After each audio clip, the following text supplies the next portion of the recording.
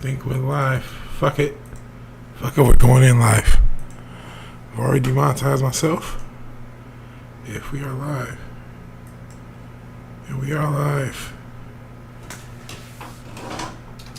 Let's get going. Let's get going.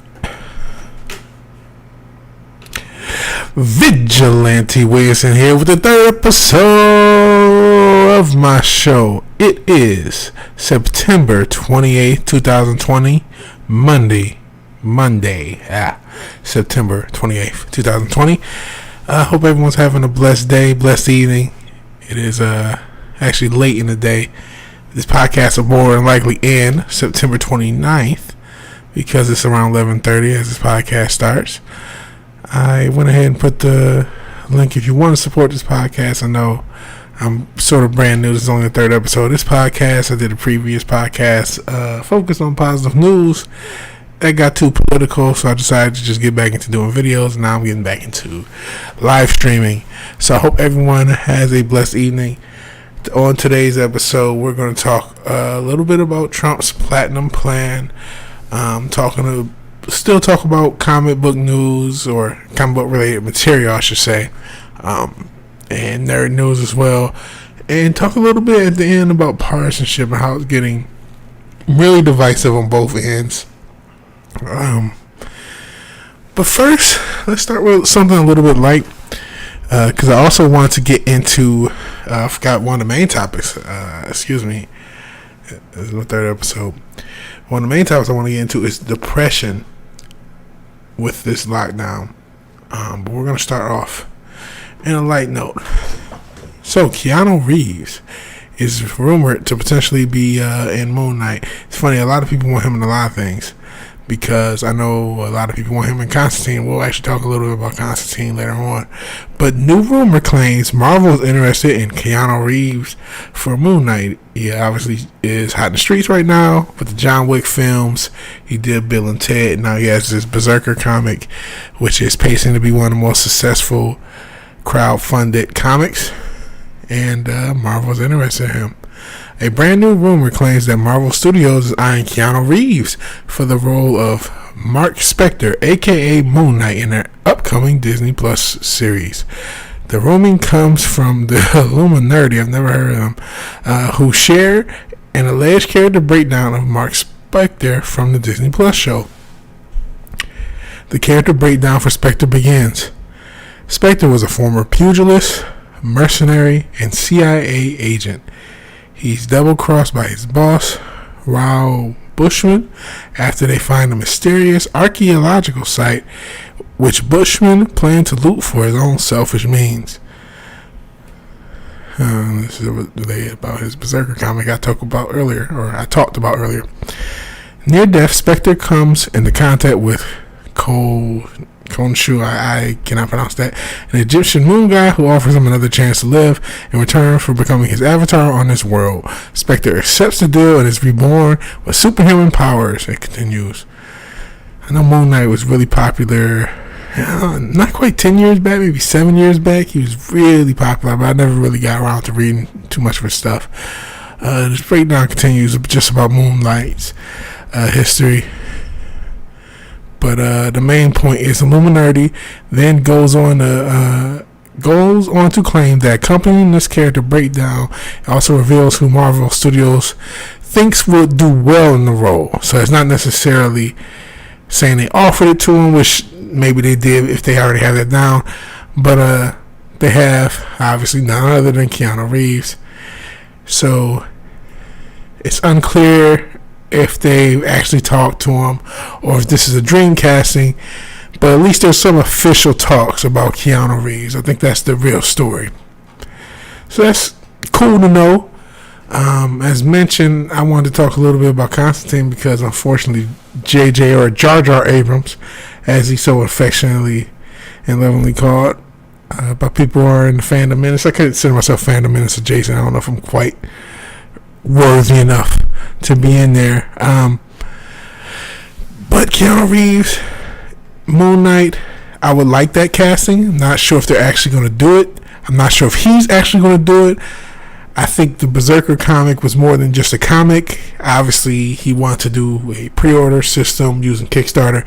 But I think the main focus of even doing that comic was to have a property that he has ownership of.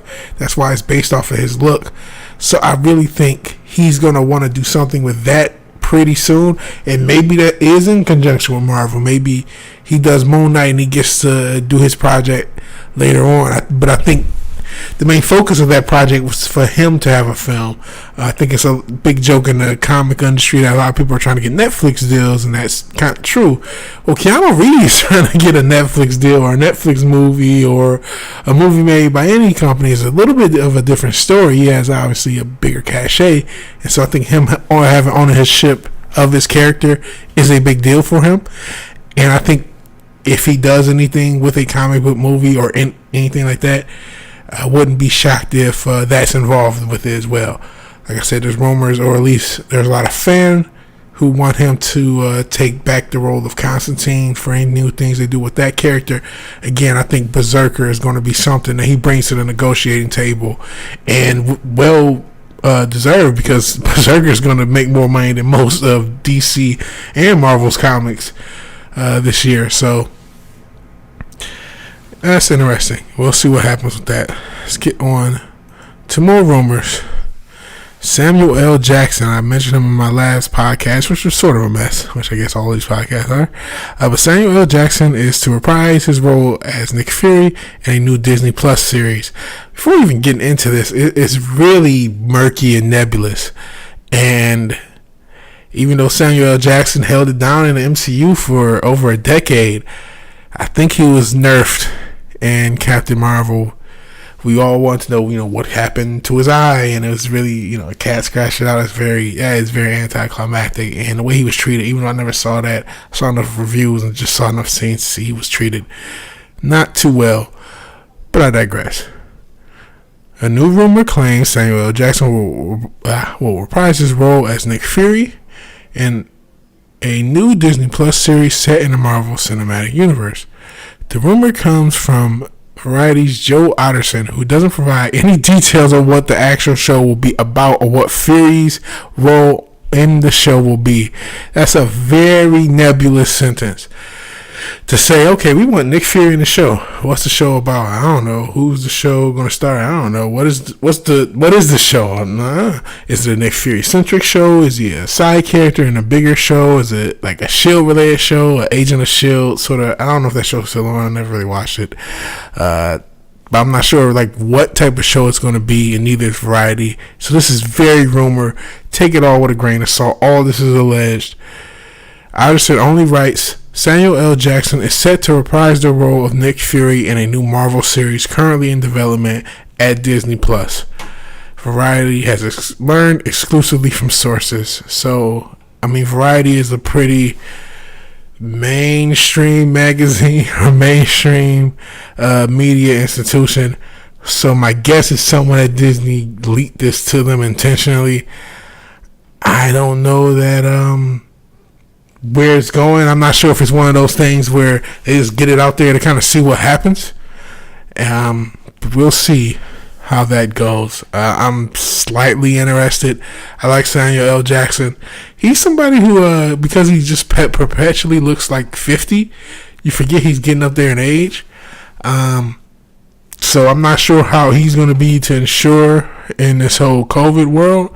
Let's actually see Samuel L. Jackson's age real quick. Okay.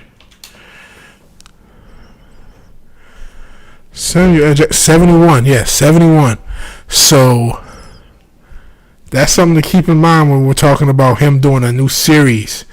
He's a 71-year-old guy. So ensuring guys in their 70s is going to be a little bit different this year and in the future than it was last year. I know there was a lot of talk about Picard potentially not going on because of ensuring Picard, and you forget Samuel L. Jackson's only like 10 years younger than Patrick Stewart, so he's in that same age range where he needs to be a little bit more careful. We can debate the coof all we want, and like I said, I'll talk about how it's impacting depression a little bit later, but we can't debate the group most susceptible to the coup, and that is people in Samuel L. Jackson's age range. So that's something to keep in mind if he is doing this show. I'm not sure if it is, because again, the source is pretty nebulous, but we will see what happens with that. Let me get rid of some of these tabs. So like I said, I will talk about Constantine. This will be one of the stories I'll take a little bit more time to, because J.J. Abrams is involved. So first, I think a Constantine Zatanna Justice League Dark series and part of the DC Universe will be interesting. I'm not huge into the Justice League Dark series as far as comic books, but I did like the movies they had, the animated movies they came out with recently, and I like Constantine and different things that he's popped up in. So, and I like Zatanna as well, and the same thing. They're very cool characters. And a lot of Justice League Dark characters. Swamp Thing, which I'm not sure if he'll be involved with this. I've heard there may be rights issues with that. But the main issue, before really getting into this article, is J.J. Abrams himself. The Force Awakens made a lot of money. Even those Star Trek movies that I didn't like. I didn't like the first one, didn't watch any of the others. They made a lot of money. I mean, you do have the fall of Skywalker, which was a nuclear bomb, all things considered, especially when you consider it was being shot just a few weeks before release. It was just a complete and utter mess. But besides that, he has a lot of successful movies, especially financially. I mean, that's not even a quote. That's just objectively the truth. So he has so much cachet with these execs that despite the fact that he's not good, it doesn't show. And unfortunately, I'll take an example of why it doesn't show. Let's take another guy who a lot of the fans love right now, and I'm mostly positive. He's made stuff I like, and he's good at things. But let's take Zack Snyder, right?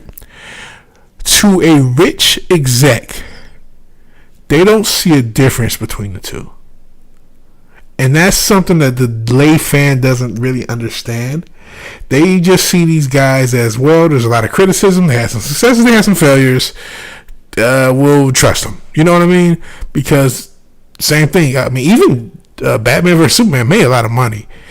So Zack Snyder, same with Man of Steel, same with 300, and same with, actually I don't know how Watchmen, I think they did okay as far as relative to budget, but I mean, Zack Snyder has a lot of hits and he has a lot of misses. So that's just how execs view them. So they'll give these guys a lot more creativity, a lot more. JJ doesn't really have much creativity, but a lot more leeway, a lot more rope than maybe they deserve. They pick and choose what they give. Obviously, I think Zack, especially this, though Snyder Cut, kind of need the fans to fight on his behalf. But I digress. My whole point is they don't realize how bad J.J. Abrams is. And there's no real way for us to let them know unless we don't watch. But I'm also the type of person where I'm going to wait and see. I don't think J.J. Abrams can actually pull this off, but it may be a case where luckily in Hollywood everybody is not actually doing what they say they are. So it may be a case. And you know what? Real quick, because I had a issue last podcast where we were in Inception, so let me just do a quick check of everything being okay. Oh, okay, I think we're okay, but I just want to check just to make sure we're not in Inception. Okay, we're not in Inception. Okay. Yeah, I had a very bad audio issue when I streamed yesterday, and I just wanted to make sure it was not being repeated today. So where was I? I was ranting about J.J. Abrams and the fact that studios don't realize he's not good, and the fact that the only way for them to find out is for us not to watch. But I want to be fair to the content. And there could be a case, because Hollywood is so lazy, and this is what I was trying to say, Hollywood is so lazy that even though J.J. Abrams is actually attached, we may look up and he's not actually doing anything, and he may have hired people who are talented by accident. So that's our really only hope for J.J. Abrams, is that the whole Hollywood garbage, Hollywood machine actually works to our benefit, to where J.J. Abrams is not actually creatively involved and is only there in name only, and it's just kind of, pulling a check sort of thing, and then he has creative people under him. But I said my piece on him. Let me actually get into the story, because I think in general, when it comes to nerd media, comics, movies, TV shows, we're just gonna, you can't really be loyal to companies. They're gonna produce some good stuff, they're gonna produce some bad stuff, every company. Because DC bought us the Joker, even though I didn't like it, a lot of people love it. They bought us, I thought I was neutral on it. They bought us the DC animated universe for years, both in film and TV. They bought us a lot of good stuff, and they bought us a lot of garbage. They bought us Birds of Prey, but they're bringing us the Snyder Cut. So enough exposition. Constantine and Zatanna TV shows are happening at HBO Max with J.J. Abrams. J.J. Abrams is developing Constantine and Zatanna spinoff for HBO Max alongside Justice League Dark. So these are 2 shows now. So 3 shows, it almost looks like.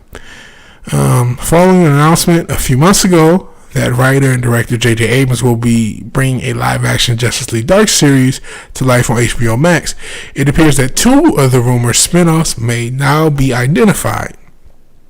So yes, 2 separate spin-offs. They are none other than Zatanna and Constantine. Abrams' first look deal with Warner Media, so this is only a first look deal he has with Warner Media. That's good. I thought, for a lot of reports, that was like more of an executive role, but that's a little bit. I'm not really hip to all the inside baseball as far as the movie industry, but I know enough that a first look deal is just something that says you have a relationship with a company. It's not necessarily meaning you have an executive role. But his first look deal with Warner Media was first reported earlier this year with, as Nerdrotic would say, bad reboots. Justice League Dark series, seemingly just the tip of the iceberg for Abrams and his team. Hopefully he has a good team. That's the only thing that's going to save us for anything he touches. What an amazing start to our association with the wildly imaginative bad reboot team. Remember, as I drop my mouse, let me get it. I'm trying to see through this mask. This is not a tactical mask at all. Remember, this bad reboot team, this wildly imaginative bad reboot team needs to tell you about white supremacy. Never forget that. But I digress. This bad reboot team under JJ and Katie, former HBO Max chief Kevin Riley said through the show's initial announcement. So we already have a former chief of HBO Max. Should probably get that show on the road as far as Roku goes, but I digress. What could be better than an original JJ idea and then Warner Brothers letting them loose on an iconic IP from Stephen King and the DC universe to provide more must-have programming on HBO Max?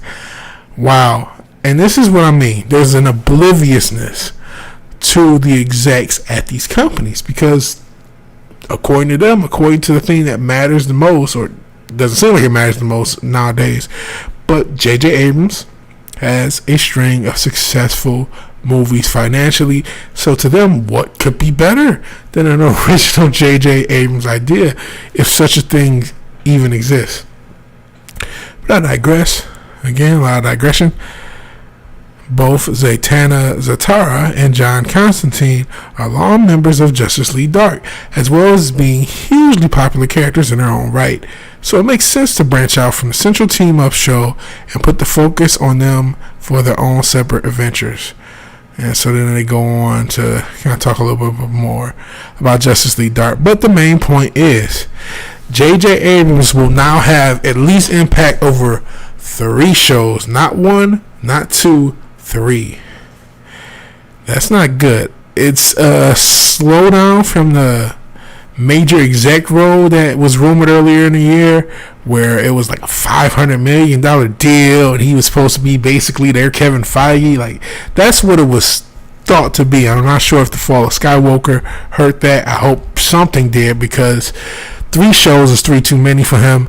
but hopefully his team does all the work and he's accidentally hired some talented people, and there's some talented people to work with these properties, because I would love to see these properties done well. I would love to see Zatanna.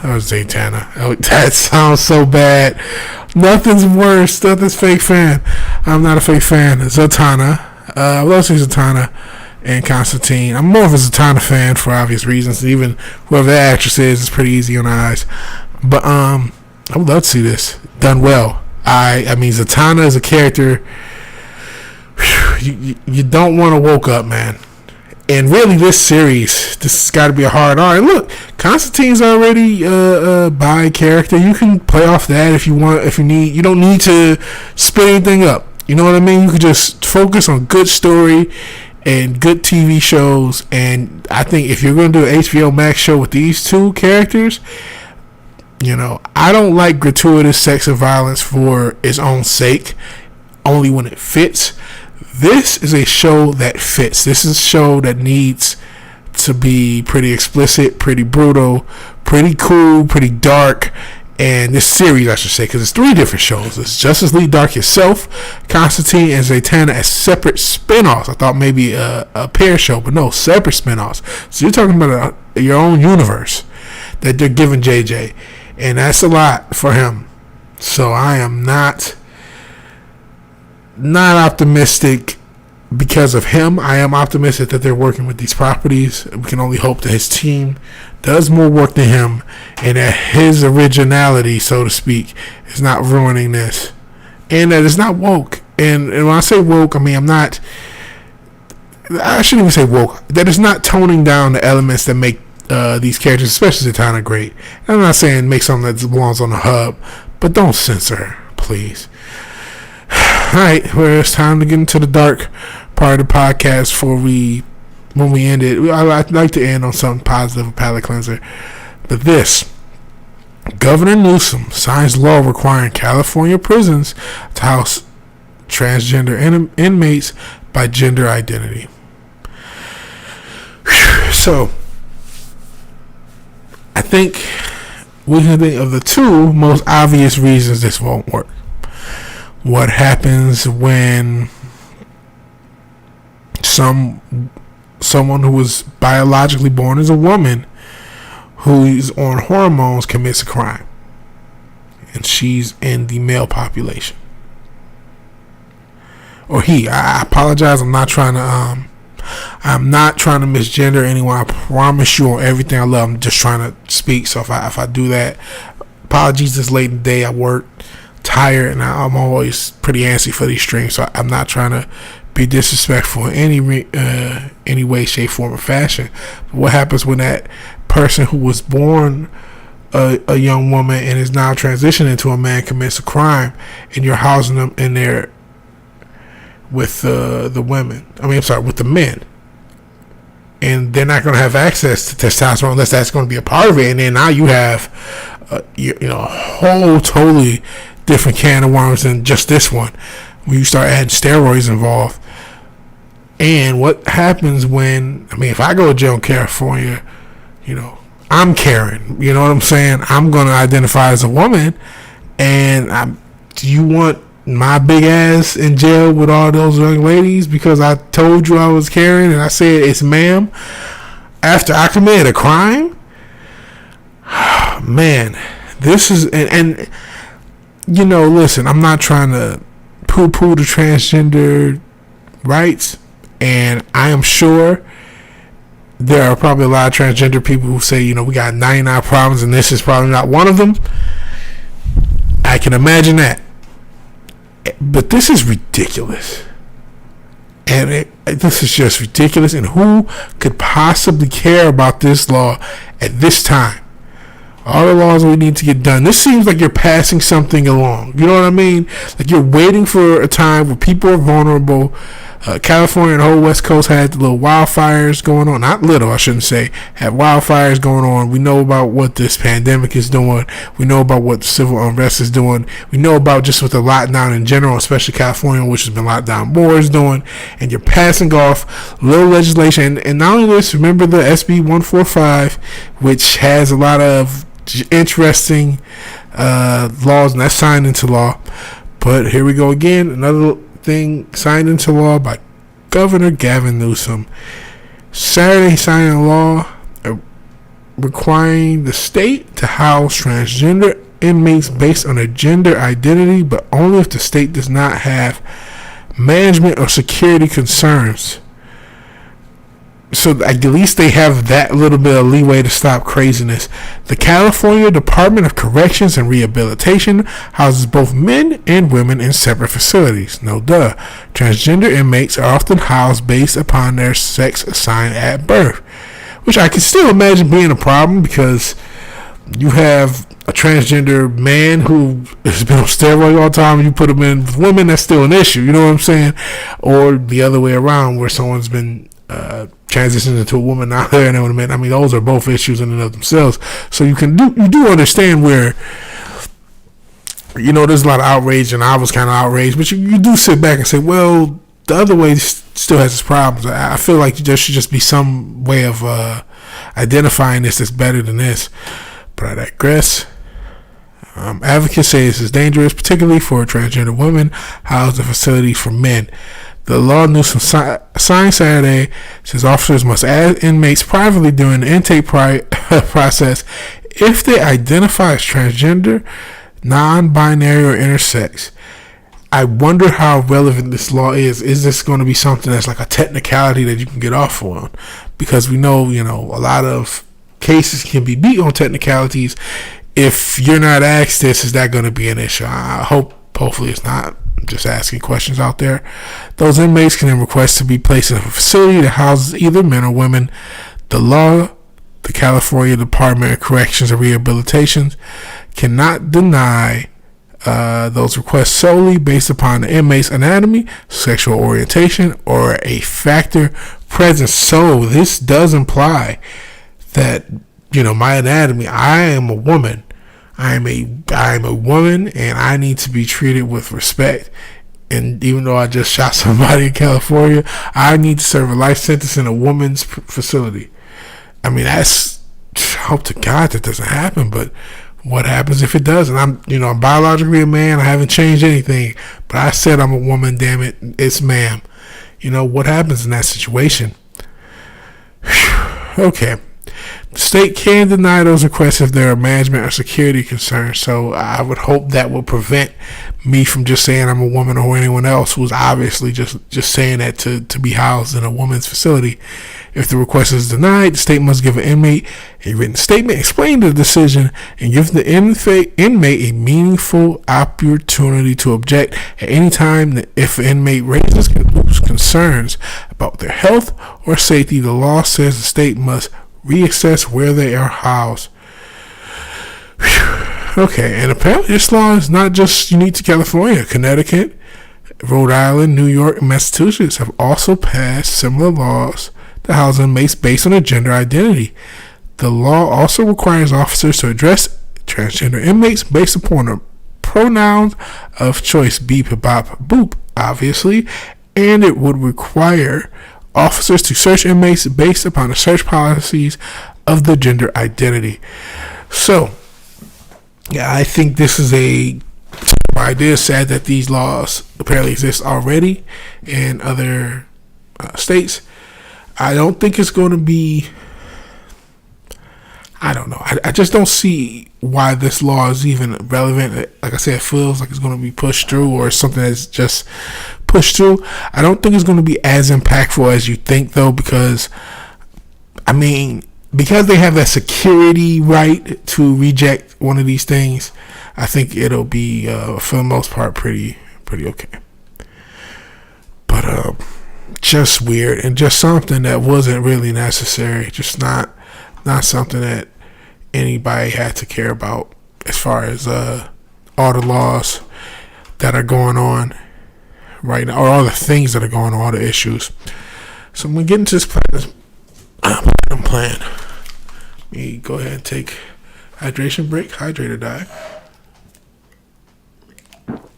Not sponsored, just Gatorade. Obviously water would be much better. Water sucks. It really sucks. No. Okay. So, President Trump's Platinum Plan. Before really diving deep into it, I'm just going off of his press release on his site and the plan itself. For diving in deep, when I first heard this, my reaction was like, "Oh my goodness, this screw purple. This is outright radical left." And then my next question is, how do I get a check? Because as you can kind of see, light skinned in this. And no, I'm not actually mixed race. Both of my parents are black. I'm just light skinned. So I'm really interested in this personally to see exactly how this is going to work. I haven't really seen how this is going to work. I'm not sure if anyone is a math major, but 500 billion. Let me get the calculator up, because I got to make sure I didn't do this wrong. Make sure I'm not doxing myself. I do not think I am. Okay.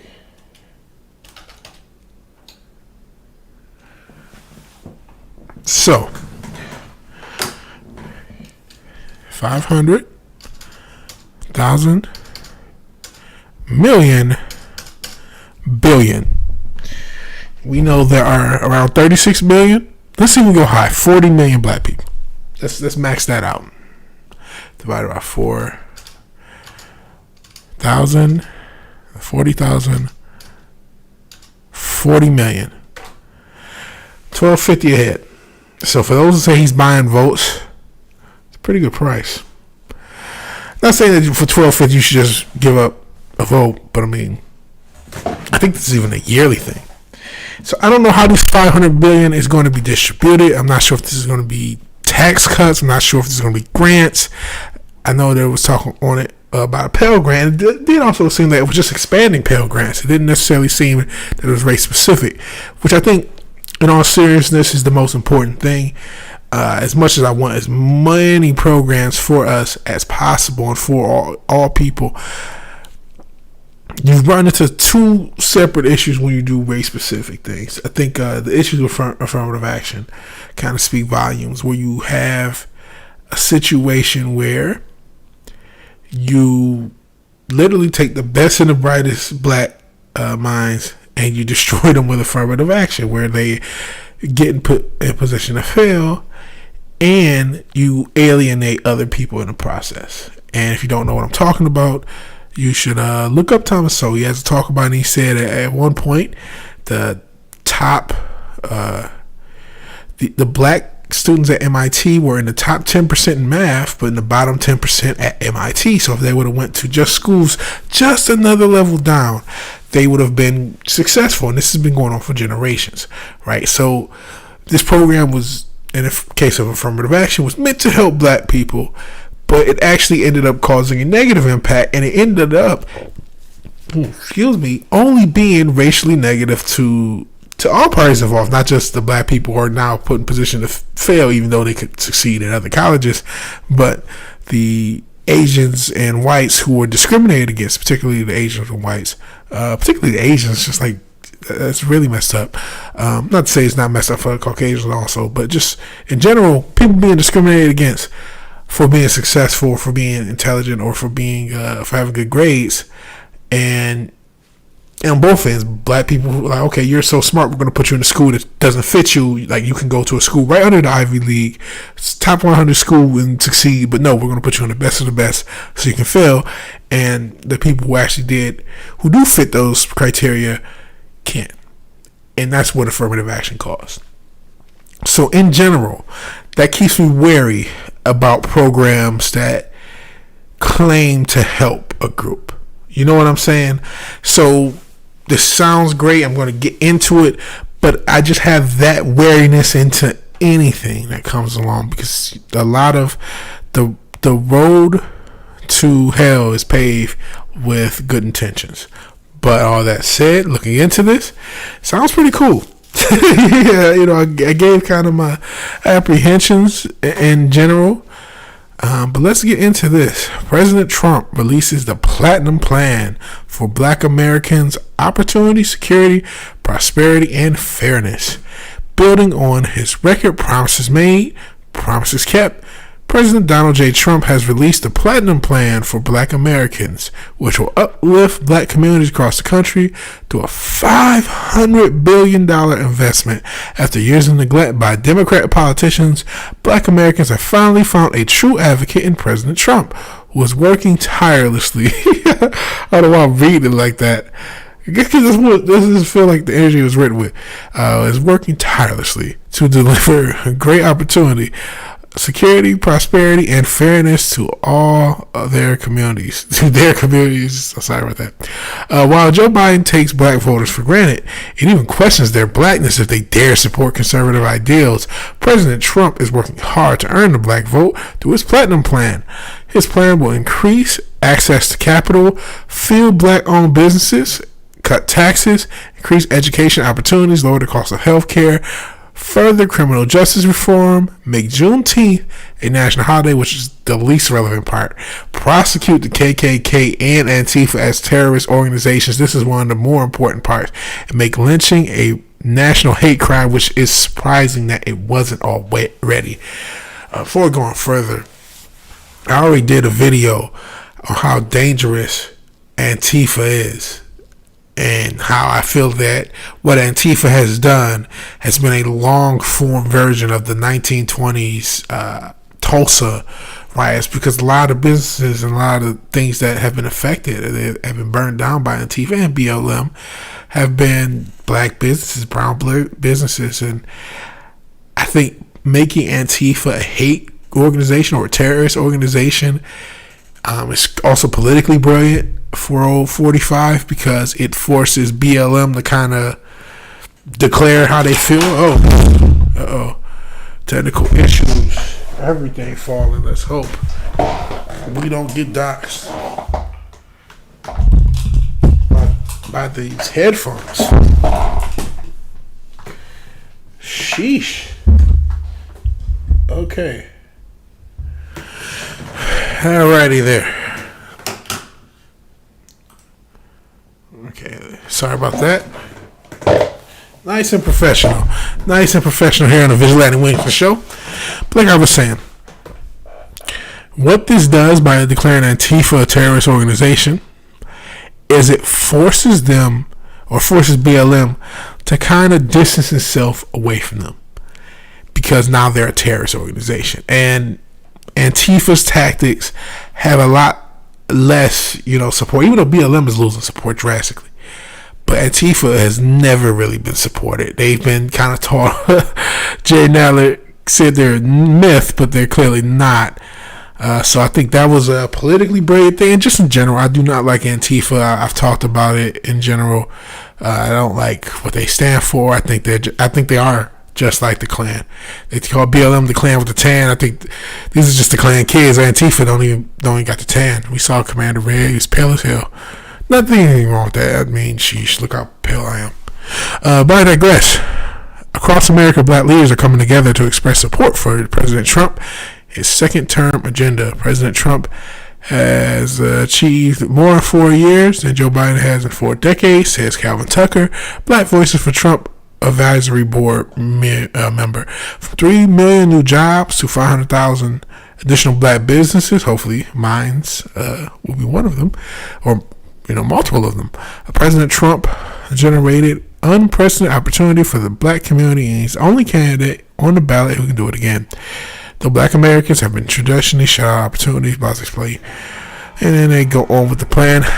So again, in general, I have a distrust for government plans, government programs, and I just use affirmative action as just a simple example. It's just a lot simpler to talk about, but there's more of them. I mean, the welfare system in general has de-incentivized fatherhood, so I don't know what strings will be attached. Especially, this is very pamphlet-y. You don't really get, okay, this is how you're going to apply for this. This is how these grants are going to happen.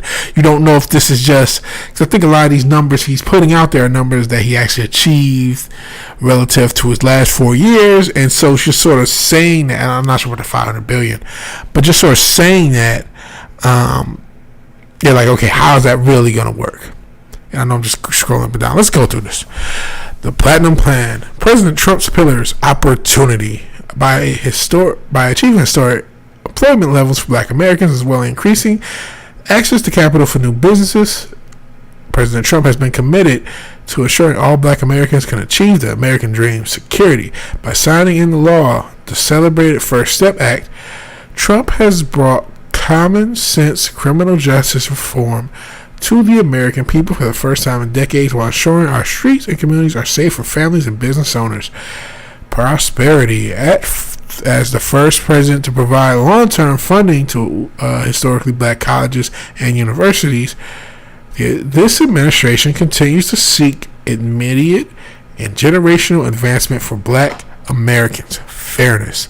As demonstrated through his actions to initiate investment into opportunity zones, as well as address health disparities, wage gaps, and necessary educational reforms, which hopefully include school of choice, which is damn necessary. President Trump works every day to advance a fair and just America for the black community, which is what I think all communities want. President Trump's promise to black America over 4 years: increase access and capital in black communities by almost $500 billion. Oh, here we go. Starting to mess with the numbers. I'm just joking. Maybe I'm not. We'll see. 3 million jobs, new jobs for the black community. Give black churches the ability to compete for federal resources for their community. That's interesting. Creating 500,000 new black-owned businesses, bringing better tailored health care to address historic disparities. Increase access to capital in black communities by almost. What's this almost? Almost doesn't count. Oh, this is great anyway. By almost $500 billion. Immigration policy. Got to toss his own politics that protects American jobs. Safe urban neighborhoods with the highest policing standards. Now, what the hell is that going to mean?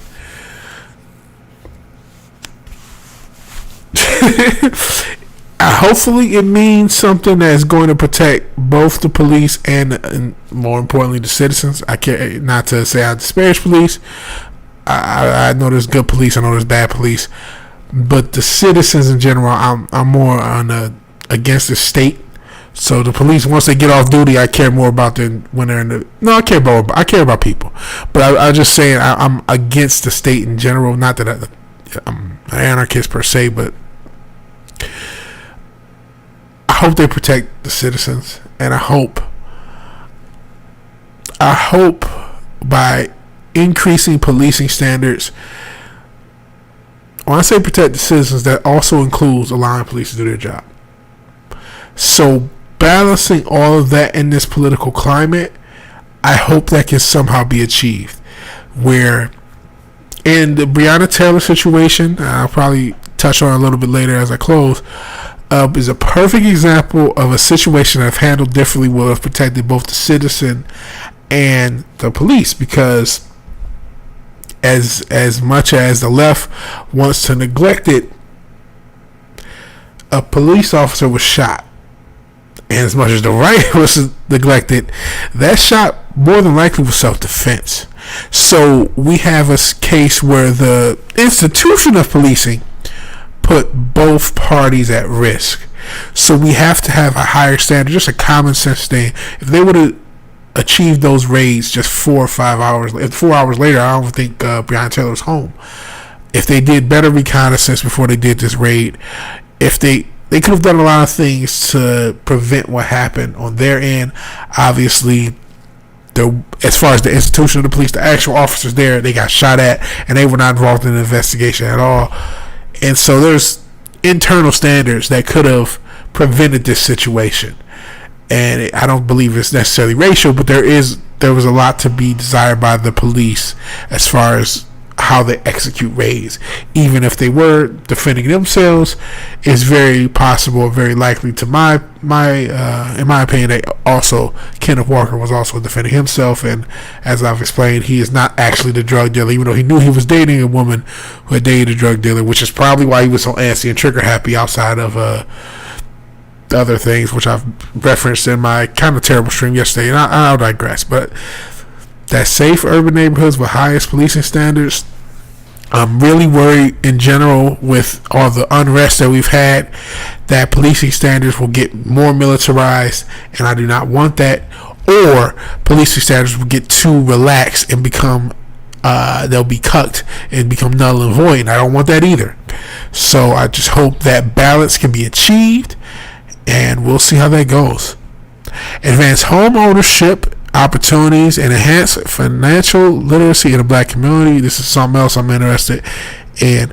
Commit to working on a Second Step Act. Not 100% sure on that. I'm sure there's more in the document on that. Access to better education and job training opportunities. Onshore manufacturing to advance jobs and develop opportunities for black-owned businesses. So there's a little bit more detail. I know at one point, education, they said increase Pell Grants, increase the amount of Pell Grants for vocational employment and second chance or second change homecomers. I think that should be second chance. So when I read this sentence, this is not necessarily saying that these Pell Grants are just for black people. It just says increasing Pell Grants, which in a way is kind of how I hope these things are being implemented. In general, what I think people consider institutional racism is really institutional classism that happens to affect black people more because of the history of this country. You know what I mean? It cannot be demonstrated enough the economic impingement that blacks had the 60s back and how far we've come. I think a lot of people kind of neglect that black people are the ninth. If you took black people separate from the United States, we would be the ninth largest GDP on earth, black Americans. And so we forget how far we've come since the Jim Crow laws and how much impotence that was. And so that's why, not to quote Trump, but the Democrat ran cities, or the Democratic ran, not all Democrats, they're actually bipartisan, but the socialism, ironically enough, this bad policy that it hinders the poor especially. And if you have a group that had hundreds of years previous of economic disparagement, anytime they could achieve that, you had a Tulsa incident or something of the like, and then you all of a sudden give all Americans all of these, impeding policies, like when you have welfare disrupting the home. And I've seen it. I lived in poor communities that were mostly Caucasian, and same thing happens, because it's really, if you put somebody in this welfare state, you're going to get a bad result. So the way to help black Americans is to really gear things towards upsetting that system that keeps people who are poorer. And of course, it affects communities of color, black and brown communities more. So if you just impact the things that are keeping people economically disparaged in general, you will in turn make it better for black people and brown people and poor whites and poor of all Americans, right? You will create a safety net of you will create a better safety net than this because this isn't a safety net, it's a magnet with the welfare state we have. So that this it's getting late in the podcast and I'm getting pretty burnt out, I'm not gonna lie, and I want to get through everything because still have quite a bit more, and I still got a big topic I want to get into, but so I'm not gonna go totally through every word of the second page, but just the idea, there's no information of how everything's going to be implemented. It's just jobs, allowing capital, because this is really going to be, my big thing, because not just, I consider this to be a business. I've invested in this, and hey, if you were to support my stream, you would be my first bit of income for my business. So how about that? You can be the first person to give me a super chat. Actually, you know what? I just realized I did not have Streamlabs up in case somebody did, because who knows, there's somebody watching. So in general, especially as my stream is very small right now, if you do super chat, please let me know in the regular chat just so I can see it. And I'm not saying anyone has to or will, but just in case that happens. Yeah. Sure. Sorry.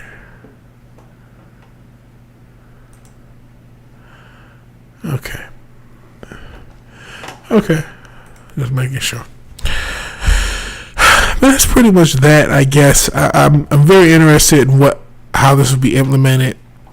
It says continue. Let me see. I'm just seeing if there's anything I really want to touch. I see I'm getting a little bit tired, a little bit late in the stream. Advanced second chance hiring. I like this. I like the way this looks. Just reading through it. There's a lot I'm interested in. I wonder how it's going to be implemented in, and I hope it's not implemented in a balkanistic way. And I hope, whether everything that's going on in this election that actually goes through it. One thing I'll say, I've been pretty on the fence on whether or not I will vote at all. It's either Trump or nothing, and there's a part of me thinking, like, I don't know. This has gotten me, more I'm just going to do it. I'm just going to bite the bullet and go ahead and vote. But quite frankly, I don't care about his taxes. I wish I didn't have to pay taxes. If these things include tax breaks, I would be more than happy for him. So let's get into what I kind of consider the main topic. Lockdown and depression. This is the main topic for me, because it's definitely something I've been dealing with. I'm not sure how everyone out there has been dealing with this. It's been a real issue for me. I've been blessed enough to keep my job, even though hours have been cut and pay has been cut, and it's been very stressful. It's still stressful even keeping it. There's no guarantee I'll be able to keep it, to be fair. And that's been a source of stress. The isolation has been a source of stress. I was never the most social person, and now that it's really like, oh man, I really feel a bit of hopelessness from this lockdown because of how divided everything has been. And it's not just the lockdown, it's, the civil unrest, this election, the partisanship. It's gotten me down. And I know I'm not the only person. I have a history of depression, unfortunately. Probably should say it talking the stuff I talk. I don't want to end up like anyone infamous, I guess. But I just wanted to talk about this. And one of the interesting things about this lockdown, depression stuff is there's really, not that it's hard to find information, but a lot of information just goes up to 2018. And I'm not sure why that is, to be frank. So there's an inference, there's an anecdotal feeling that lockdown has caused a lot of suicide. It's caused suicide rate to be up, and I feel like it has. But unfortunately, finding the hard numbers on that is pretty difficult. But according to the CDC, and this is a dated article as of July 30th, as you can see. So these numbers are as of then. According to the CDC, over 147, we know this is now 200,000 people who have died of the COOF or related cause. We know more of them have been related causes than the COOF itself in the U.S.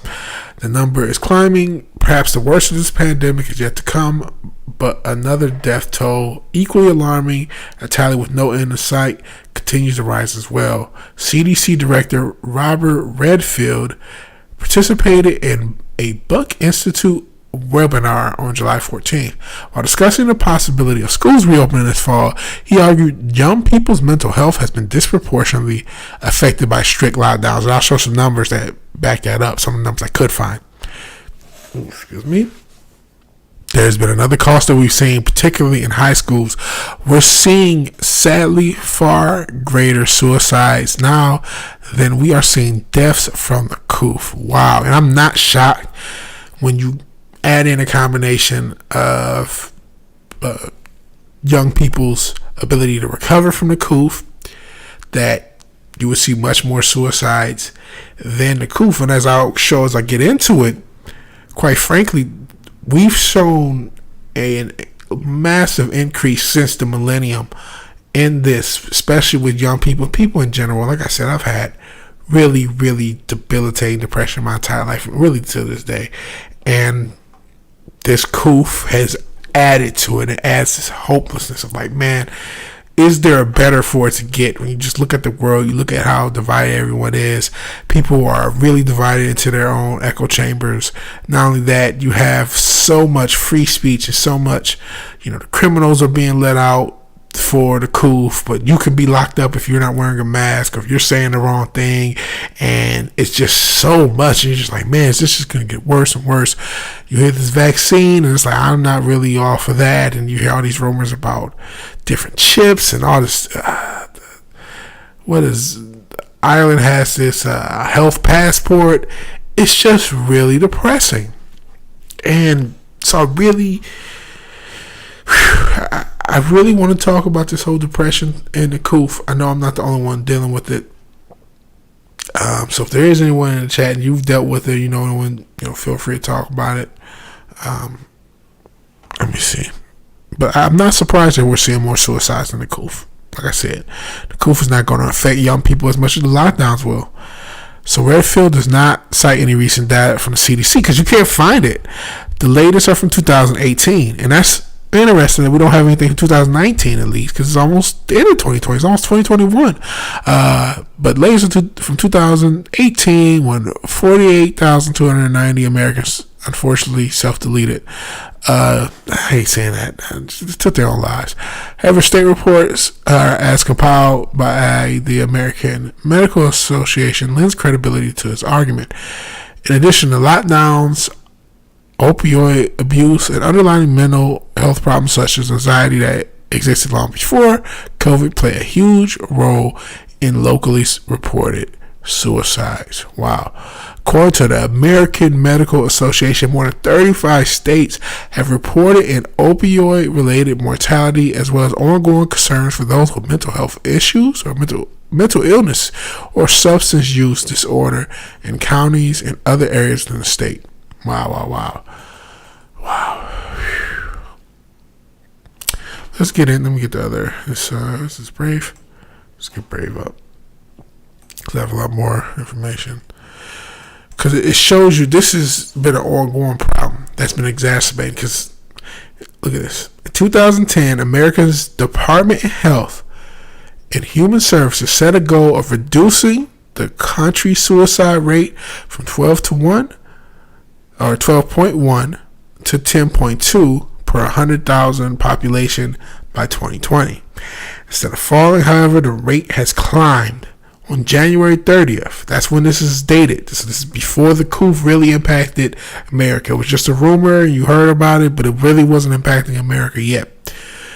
But on January 30th, the Center for Disease Control, why is this written? I'm sorry, the center is spelled British, and this is an American thing, and I'm like, this is an economist. I don't understand that. So that threw me for a loop, but I digress. Center for Disease Control and Prevention, federal government agency, has reported more than 48,000 Americans unfortunately ended their lives in 2018, equivalent to 14.2 deaths per 100,000 in the population.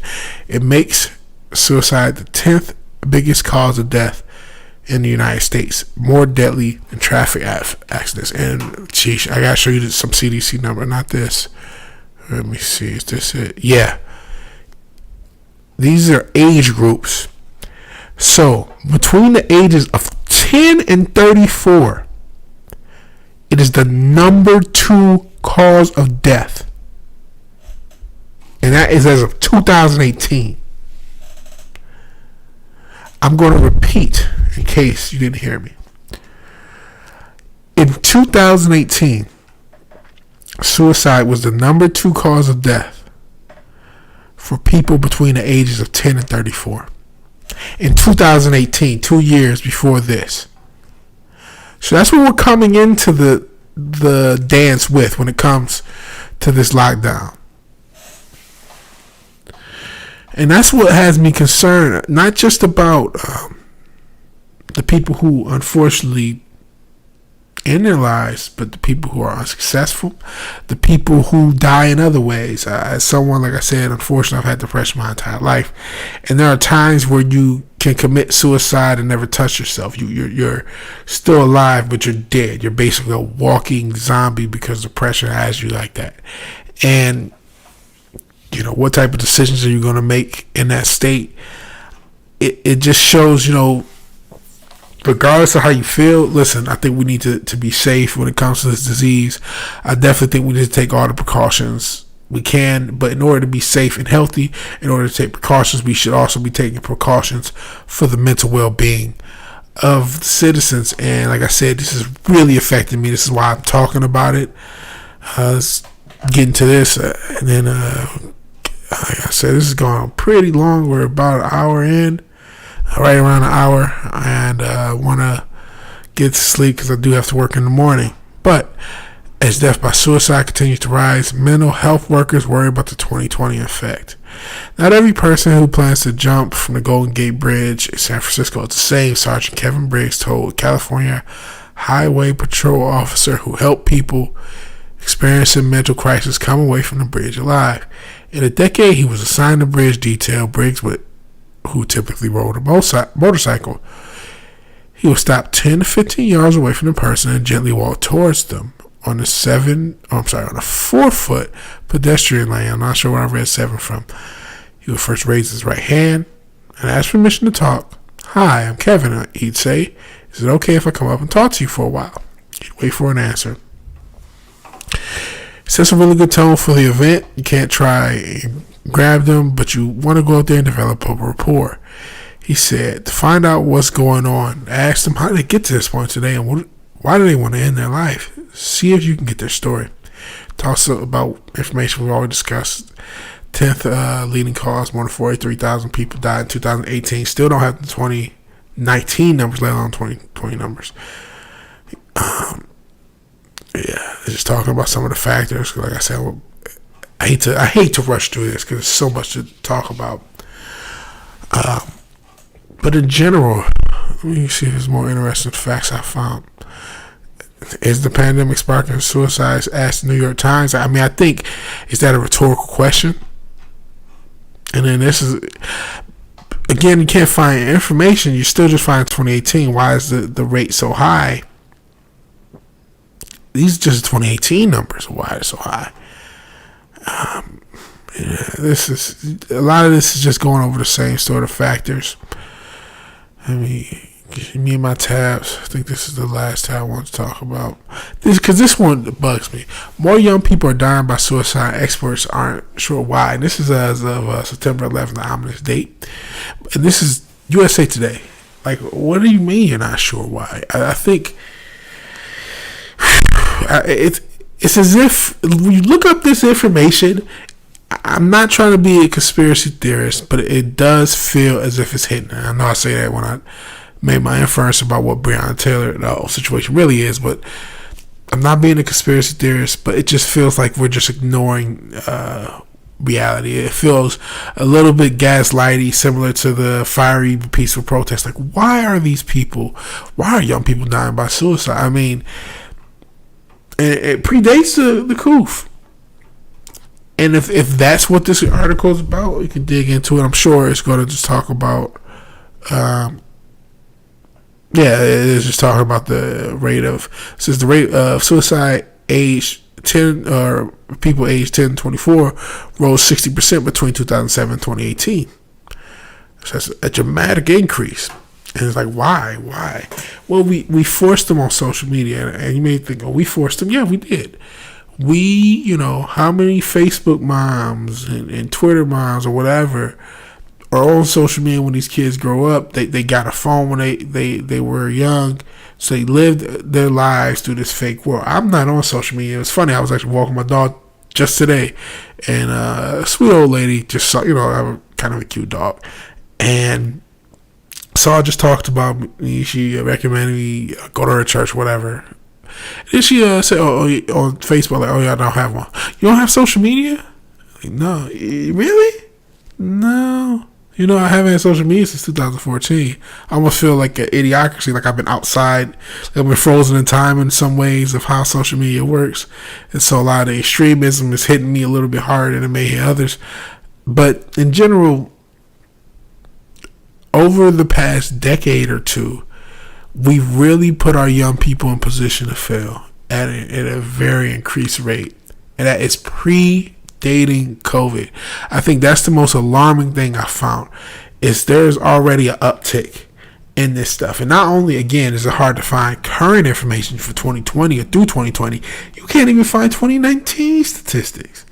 I'm not sure why it takes so long to publish these statistics. I'm not sure if it just takes so long to verify each individual passing, but there's a massive mental health crisis, and this pandemic has only exacerbated it. And we can see it in the streets. We can see it on. We can see it in the YouTube comments. We can see it on our social media posts. We can see it in general. People are just extreme, and people have all been traumatized en masse, on top of having already been in a susceptible mental health state. That's what this coup has done. It's taken a generation or generations who are already susceptible to mental health issues, who already have, record rates of depression, record rates of suicide, already the second leading cause of death between the ages of 10 years old and 34 years old. That's the entire youth. Second leading cause, meaning you're more dangerous to yourself than anything. It's just crazy to think. And I felt it, and it's a fear for me. So, the long-term impact of the coup. I really wish there was someone to check. I would love to know what you guys think. What do you think is going to be the mental health impact of this pandemic when you consider there was already a mental health crisis brewing? We talk, or if you follow my channel, and I stay in the media and the gaming and the nerd culture, and we could talk a lot about how a lot of these industries had a lot of things that were going on that predates the COVID-19, right? The coup. Well, when it comes to our mental health issues, we have a lot of them that predates COVID-19 as well. And when we talk about the comic industry, we say, okay, this killed something that was already dying and made something worse. It exacerbates the situation. I think the coup is also exacerbating our mental health situation. I think that can, like I said, that can be said in general. And I worry about everybody who's suffering in silence, who the coup has just drastically changed their lives, and they don't think it'll ever get better. And they look at the whole of the world and they just say, how can it possibly get better? And, that's why I do positive news at the end of these podcasts. It's a palate cleanser. We got to remember that the world is not ending. You know what I mean? No matter what it seems like, the world is not ending, and we still are here. You made it today. You woke up today. You're going to sleep now if you're on the East Coast, depending on what time it is. And it maybe was a hard day. You may have had some challenges, that you may have things that happen that, quite frankly, you didn't deserve for them to happen. But you're blessed to make it through another day. And the world is not all doom and gloom, despite what the media is trying to tell you. And there's a lot of things that are, there are a lot of challenges that we all face. But we can get through them. So, speaking of a challenge, grab the headphones. I want to touch on this. Boy, these podcasts are pretty long. I'm going to hydrate real quick.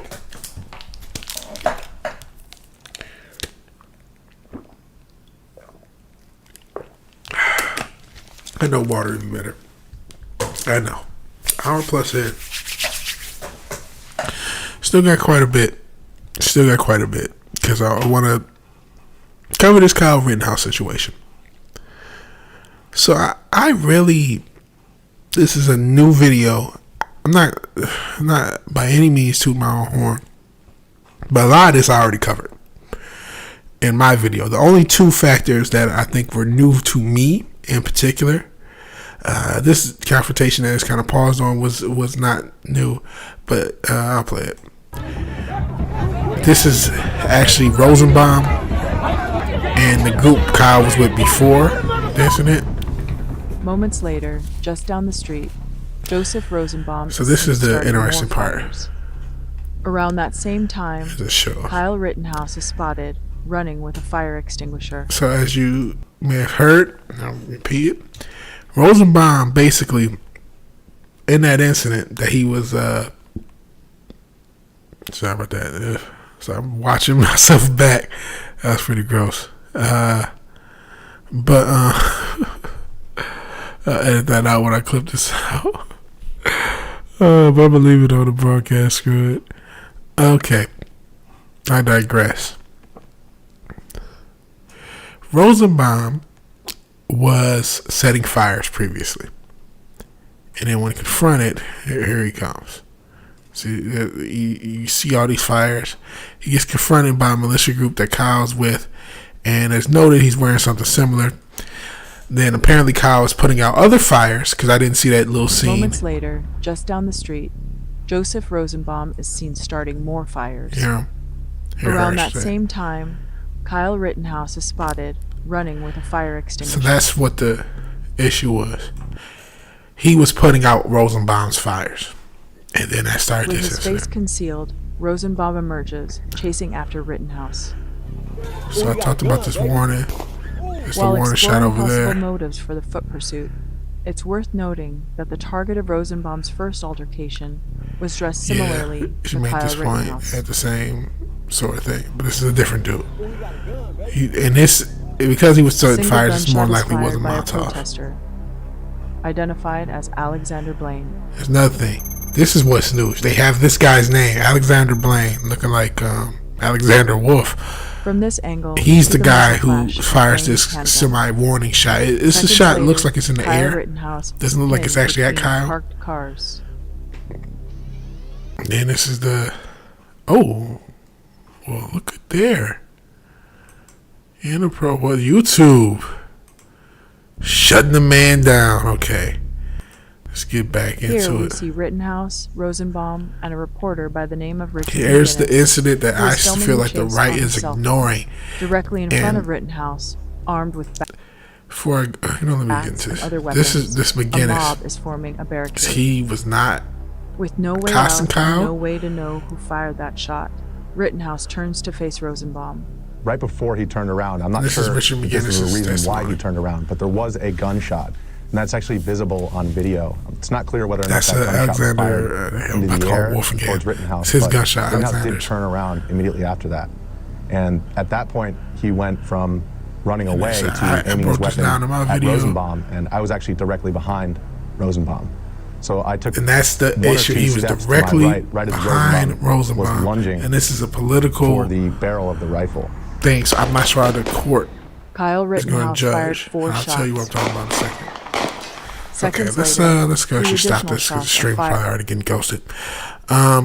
So the reason I'm mentioning McGinnis and the main issue is because I think Richie McGinnis is the charge that the left, or not the left, the right forgets. First, I want to say why I don't think Kyle's a hero. I don't think you're a hero for defending yourself. And as I showed in my video, and you can check, there were a lot of people out there just LARPing. There's a guy with the stop sign that I had in the video. I had the intro of my video. I don't know what the hell was going on with him. Yeah, even in this video, you see Kyle washing walls and doing things that you see, you would think that are really positive things. At the end of the day, what was he going to do besides get killed or kill somebody? And he ended up killing people. And yes, these people, this guy is not, the people he happened to have hit, by all means, we're not good people. But seeing how people have used this, and I saw a meme, call Kyle Rosenbaum. Like, listen, I'm not doing this partisan BS. I do think it's self-defense, but he's not a hero. He's a guy who defended himself for a situation he put himself in. I don't necessarily know if he should go to jail because I'm not necessarily sure how they're going to interpret these shots. First degree reckless endangerment of Richard McGinnis is up to 12 years. And the same shots that he fired at Rosenbaum, because Richard McGinnis is in the same vicinity, depending on the interpretation of the courts and the jury, they may be able to, so I take my headphones off, they may be able to consider that a valid enough for him to go to jail, especially with the political climate. If you remember the Murkowski's, they had evidence tampered with. So Kyle, the real trial to me is about what the courts feel about Richard McGinnis and whether or not he was endangered. He was just a citizen journalist. He worked for the Daily Caller. He was right in the vicinity of Rosenbaum. Granted, Kyle's shots hit Rosenbaum, but you can make the argument, and I'm being angel's advocate, devil's advocate, whatever you want to say, that, hey, he was in the vicinity, so therefore those shots also endangered Richard McGinnis, and he did not accost Kyle. There's also a charge, and I'll play, because he has 6 charges. He has of Anthony Huber, 2 homicides, Anthony Huber and Rosenbaum. Attempted first-degree He has intentional Gage homicide, Grosskreutz, who was attempted, that may result which I in think this would be open to imprisonment shut for up to because of 16 years. self-defense. And First-degree then, reckless- if this is indeed the guy who he is being charged for the other charge of reckless endangerment, I think he'll be fine. If this is indeed the random person, because it's an unknown male, if this is indeed the person he's being charged for, I think he'll be fine with this. If that's the case, if not, same things apply as far as what I said with Richard McGinnis, because I don't know how it's going to work.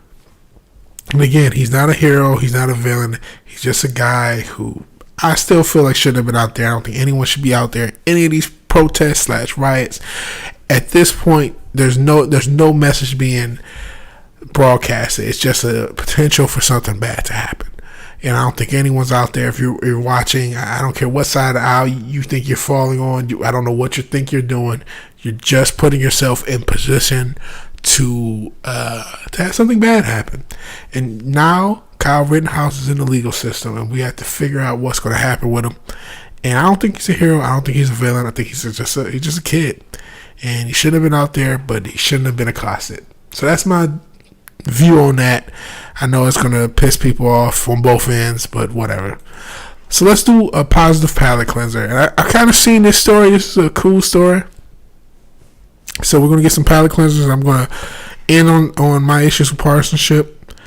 But customer rages $12K tip to give to his favorite 89-year-old delivery man. Watch the tearful surprise. I'm not going to put the headphones back on. Carlos Valdez and his wife love pineapple on their pizza. It's the couple standing order at Papa John's in Roy, Utah, but along with the topping of choice, Carlos and his wife always requested that the pies be brought to them by their favorite delivery man, Derlin Newey. At 89 years old, Newey is a lot older than your average pizza delivery dude. Yet the Valdez fell in love with the senior citizen's positive attitude and cheerful catchphrase. Hello, you looking for some pizza? The Valdezes, I apologize to you guys for mispronouncing your name, were so taken by Newey's charming manner, they start filming Newey's dapper deliveries and posting them to their TikTok video feed. Soon enough, he became something of a senior sensation with their 53,000 followers. But as much as people loved Newey's charisma, their feedback expressed concern for an elderly man that was still spending so many hours on a job, which I agree with. With that in mind, the Valdezes decided to reach out to their fans in the hope of raising a little money to help Newey out. And the response was off the hook, as the kids used to say in the 90s. Collectively, as a TikTok community, we all came together and were able to raise $12,000 for this amazing person, Valdez said. This past Tuesday, Newey got a surprise delivery at his own home. Valdez showed up with a t-shirt that said, "Hello, are you looking for some pizza?" in one hand and a check for $12,069 in the other. I have the moment below. How long is this video? I may watch it. Oh man! So the former ski champion, who was working as many as 30 hours a week to supplement his Social Security, was overcome with emotion by the generosity of so many strangers. How do I ever say thank you? I don't know what to say. He needed this. I'm glad we could help him. We just need to treat people with kindness and respect the way he does. He stole our hearts. Oh man, that's really sweet. Let me go ahead and watch it. I haven't seen this. I did see the story, but I didn't actually see the video, so we'll all watch it together. As I don't know if that's my hair or whatever kicks on. Maybe pizza's on the menu. There's a delivery driver in Roy and Riverdale getting a lot of attention tonight. So this is just a news story. I'm not gonna watch that news story. But yeah, really cool story. Really, really cool story. This is another just cute story. Like I said, these are palate cleansers. We talked about a lot of stuff. You know, got kind of dark. And we need to cleanse the palate. Like I said, life has its challenges, tons of challenges, but it's not all bad. This is pretty cute. 5-year-old sends a Baby Yoda mascot to keep California firefighters company. I still need a Baby Yoda now. In The Mandalorian, Baby Yoda, a.k.a. the Child. Look at Disney get their little plug in. I'm not saying Disney had anything to do with that name. I mean, they did name it, but just the fact they officially put the Child. Most people just put Baby Yoda. But I digress. Has a habit of popping up in places where grown men fear to tread and facing danger head-on with a wisdom beyond his years. Perhaps it was the outsized courage of the diminutive Disney hero that inspired one big-hearted little boy to tap the foot-tall green toddler. Is he a toddler?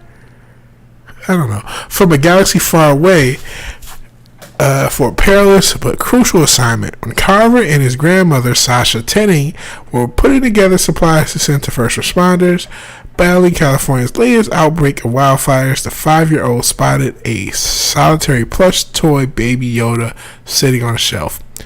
Rather, he truly understood the exhausting emotional toll tireless fighting the devastating infernos was taking on fire crews. The 5-year-old's course of action was immediately clear.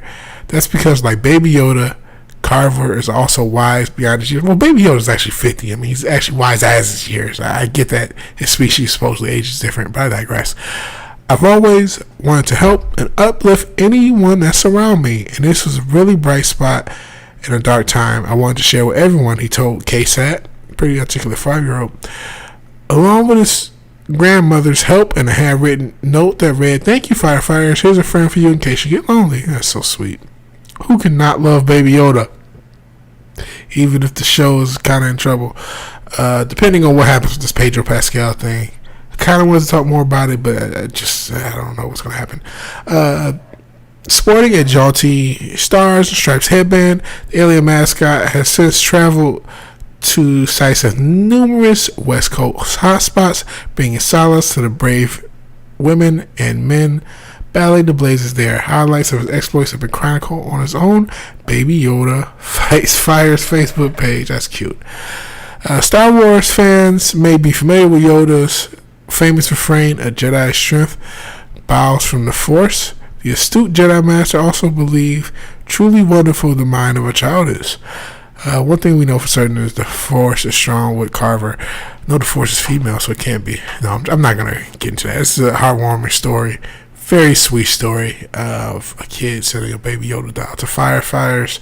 I saw something kind of dark about firefighters. Like, you're not supposed to support them. We support our first responders, even the police. Like I said, reform is needed, but don't do that. This is just cool. I hate reality TV shows, and I'm sure it'll probably be fake. But if it's not, this will be dope. And this will be the only reality TV show I would actually want to go on. A planned reality TV show wants to launch the winner to the International Space Station. If you ever had a dream of going into space, you just might want to apply for the upcoming reality show, which I might.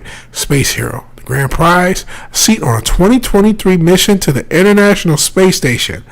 According to a statement from Space Hero Inc., a U.S.-based production company developing the unscripted show. The premise is to search the entire globe for an everyday citizen with a deep love for space exploration. Budding astronauts will be put through the rigorous testing and procedures, challenging their physical, mental, and emotional strength, explains Hypebeast. The winning candidate will receive full training from Axiom Space Inc., a full-service human space flight mission provider. How the hell do you become one of those? Because, I mean, who are you going to service outside the U.S. government? Maybe the British government, the Russian government. I mean, just governments going into space. Who else are you going to serve? I guess SpaceX. I digress again. So much digression on this episode. The manufacturers of the first privately funded commercial space station for lifting off spent 10 days alongside professional astronauts traveling 17,000 miles an hour while orbiting the Earth 16 times a day. Wow. The production company is currently in discussion with NASA for a potential partnership, providing potential STEM initiatives. And anyone from any background is invited to become the first globally elected space explorer to take part in a mission to the International Space Station. Chairman of Space Hero Inc., Marty Pompadour, said Space Hero is about opening space up to everyone, not only astronauts and billionaires. The creator and founding partner Thomas Reamer added, it's kind of a funny last name, we see the world changing in front of our eyes. In times like these, we yearn to look up to people for the right lessons. So it's time to look amongst ourselves and find the heroes that will inspire a bright future. So that's really, really cool. I may actually apply to this. I really would like to go on the show. So we're going to close. And I'm going to... I don't know if I really need to use this. I was going to use this because it just shows... I'll go ahead and use this and close. I talked about the Kyle Rittenhouse situation back and his with us is partisanship. Maryland congressional Republican candidate Ken talked Clayson. about- Ken, it's so great to have you back on. You know, I like to dozens talk. more were 'Cause I kinda arrested like the after a segment. And weekend part of it I riot. just found We've got police following helicopter Ken Clayson, footage subscribe out of to it. Louisville. But look at Kentucky, this. a You car see packed something with burning. You fireworks see set it on burn fire. this car. Associated Press poll shows Americans are fed up. Support for this is plummeting since the spring. It's still going on from coast to coast. Your Look at this. reaction? Yeah, absolutely. I believe it. I mean, I know a lot of people don't trust polls nowadays. Burning it, but car, I have and to it tell is you, the main thing if they get into it. Protesters. So it Look at feels that. like the violence is We're driving through the Trump thing, and then I saw a similar incident in which a protester was laying down on the ground, got drove over. It was disgusting. I think that was I think the protester was on the left because you know there's a lot about the intolerant left, and rightfully so. The left is incredibly intolerant. I think it's pushed and put off a lot of people, but I am still seeing a lot of intolerance on the right.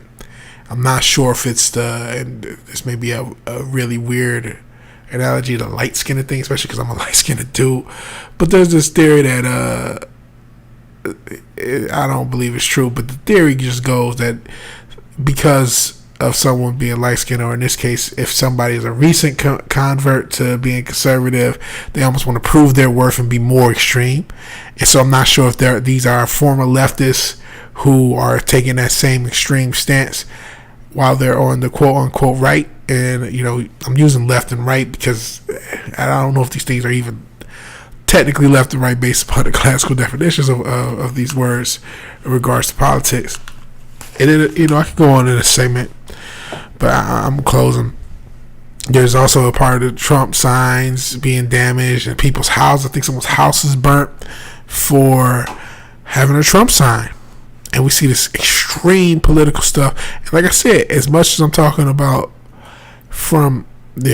houses burnt because of a Trump sign and support, and people being doxxed for having Trump signs. So, you know, and that's terrible. But you know, I'm still seeing rhetoric from even the right.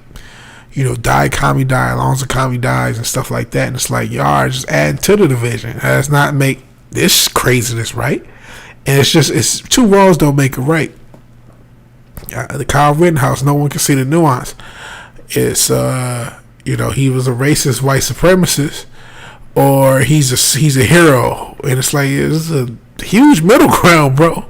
There's a huge middle ground. Even if you know, whether you think it's self-defense or not, I personally do, but I still think, you know, he has other charges to worry about, and I don't necessarily even think he should have been out there. That's outside of what's legal, or what can be legally talked about. And then with a Breonna Taylor, you know, I saw a lot of people on the right forget that Kenneth Walker is not Jamarcus Glover, and slander Kenneth Walker outright. And also forget that his shot had as much self-defense right as the cop's shot. And of course the people on the left forgot, hey, he got shot at. So everyone is so entrenched in narrative. Everyone is so entrenched in their own echo chamber that nuance is dead. That's why I'm doing this channel, to try to bring some nuance and some common sense. I mean, I may still be a little bit more conservative than most people are conservative relative to the modern political climate or the modern political spectrum. But in truth, man, if you are voting for Joe Biden, that's cool. You know, I'm not voting. Or if I am, it's going to be for Trump. Like I said, I think the Platinum Plan may tip me over. and it probably has. But, bro, life is too short. Yes, this is an important election. This has been a crazy year, and there's a lot of reason artificially for the country to be divided. But deep down, we're all Americans, man. We're all people. Screw, even country. We're all human beings. And so, no matter if you're on the right, if you're on the left, remember that there are people, if you're on the right, you can't just think that the left is just some Antifa member with blue hair. You got to remember that the majority of the left don't even know what Antifa is. I promise you. Never neglect how normies can get. The majority of the actual left, the actual people who will be casting ballots intentionally and living intentionally, people who are both alive and intend to cast ballots for Joe Biden, the majority of them are going to be, Facebook wine moms between the ages of like 30 and 45, who don't keep up with politics like this, who only know CNN has told them Orange Man bad, and they have a passing knowledge of every, and you know what I mean? Like, they don't really know enough to know. And that's the majority of the people who are actually going to cast their ballots for Joe Biden. And I think, to a lot of people on the right, that's not what they see. They see Joseph Rosenbaum, or they see the ignorant person who killed their brother out in Portland. They see some BLM mob yelling at him, and that's what they think of as the left, and they forget the less extreme, just moderate, not even always informed members of the right, or the left. And what they're doing is the same thing that was done to them. And I talk as a non-partisan. I'm not a partisan. I'm neither right or left, right? But the biggest and most damaging thing that the left did was demonize Trump supporters to the extent that they did. Because regardless of what you feel about them, to just paint all of his supporters to be crazy racists and crazy psychopaths, like the people of the left do not realize there are people who are voting for Trump who don't like him. There are people at his rallies that don't like him, or have things that they don't like about him, but the things that they do outweigh that, and that's why they're voting. And the people of the left need to just humanize people. It's been so extreme. We've heard Nancy Pelosi, he doesn't have to dignify the president with debating, and for months and months they didn't even say anything about the riots, and fiery but peaceful, and just all the convoluted stuff. And I think sometimes the left, like, there's so many members of the left that are just very confused and don't even realize it. And then there's so many members who are like, man, I thought I was a Democrat, but not with this craziness. Not with. I haven't gotten into it. Maybe do a Wednesday's episode. I'm trying to do Monday, Wednesday, Friday for this show. But maybe a Wednesday episode talk about the Ilhan Omar situation. Like, if you're on the side of the left, at least understand why a lot of people want to vote for Trump. Be logical. Look at all this. If you could probably bring up a lot of talking points, that's fine. But at least understand why somebody, even if you disagree with them, wants to vote for Trump, and don't make them out to be a deplorable or a demon or whatever the hell CNN told you to do. On the right, stop thinking that every person on the left is some commie idiot or whatever. Like, show humanization. Because at the end of the day, man, we're all people, and we're going to disagree, and who knows what's going to happen with this election. But we have to be more appreciative to each other. We also have to remember that in the case of a lot of this, there are a lot of outside forces who are acting on us, who are manipulating us and spinning us around, and a lot of times we're arguing with straw men. A lot of the right are arguing with straw men left arguments, and the same thing with the left and the right. And I think if people came together, I think the purple wave is actually what's going to really happen. Because quite frankly, as much crap Trump gets, he's really a purple president anyway. This platinum plan is a very, like I said, almost progressive radical left. At least by the sounds. We'll see how it works. Hopefully it uses a lot more conservative tactics as far as tax breaks and the like.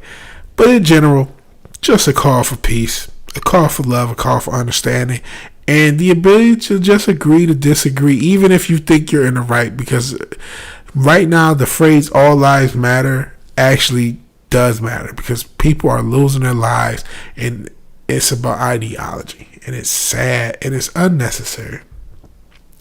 So that's going to close the show. We went an hour and a half plus. And I thank you if you're joining me now which is now September 29th, early in the morning, or if you're joining me in the future. Hello from the past. So, if you like this video, please like the video. Love me or hate me, let me know in the comments below. If you're so obliged to share and subscribe, please do so. And even if you do none of these things, I appreciate if you watch this stream live, or if you're watching this from the future. Thank you for watching, and thank you for your time. God bless.